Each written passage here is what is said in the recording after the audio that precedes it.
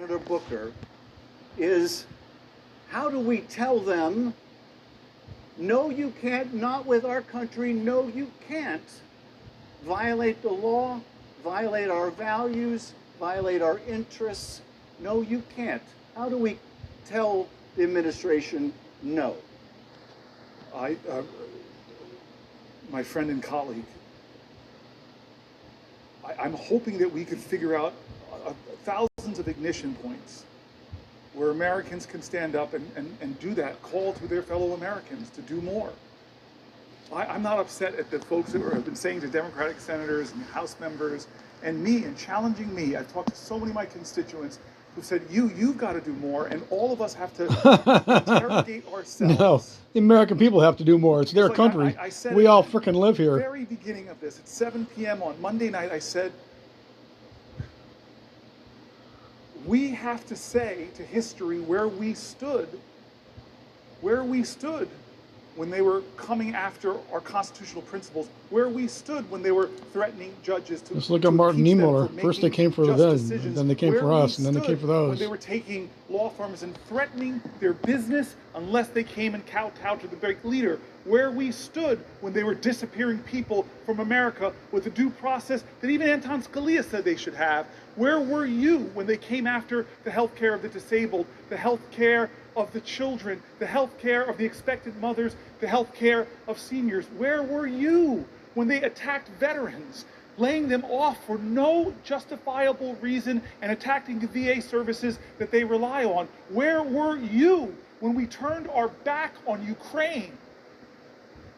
Where were you when we turned our back on our alliances? Where were you when they took the economy down with tariffs? When they took the economy down by threatening it so consumer confidence drops? Where were you?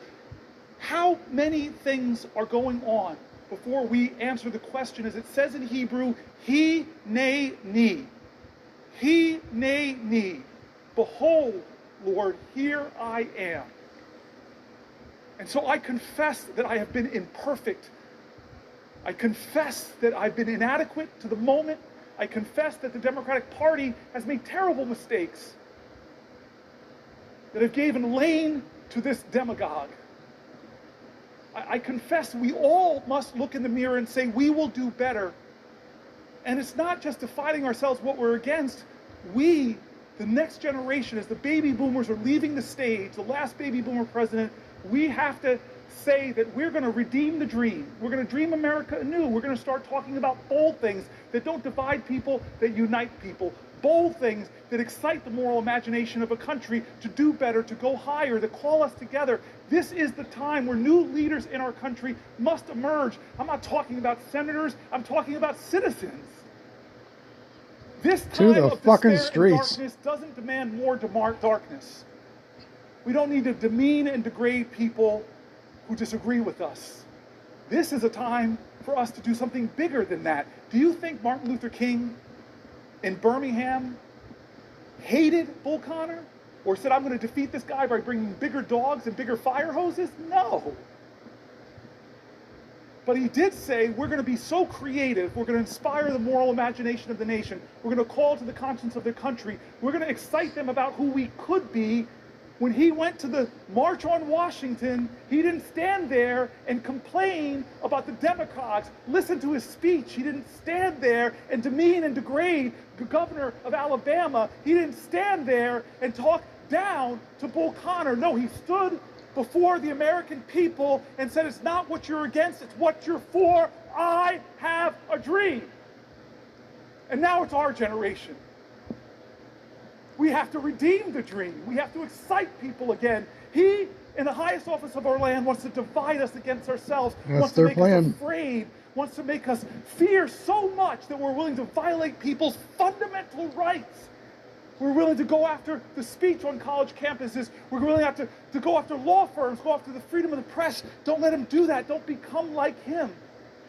Be an American that says, I look to the future and I'm excited. Yes, things are tough right now. They're hard, they're scary, they're hurting, but we can overcome this.